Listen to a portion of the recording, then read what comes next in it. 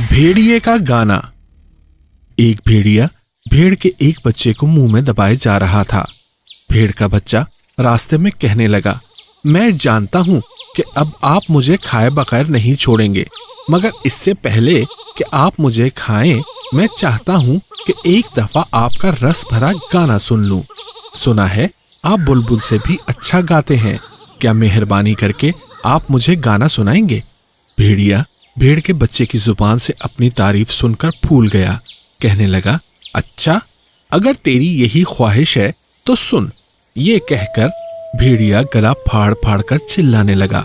जब उसने अपनी हू बंद की तो भेड़ के बच्चे ने खुशामद से कहा, बस एक दफा और सुना दीजिए, आपकी बड़ी मेहरबानी होगी।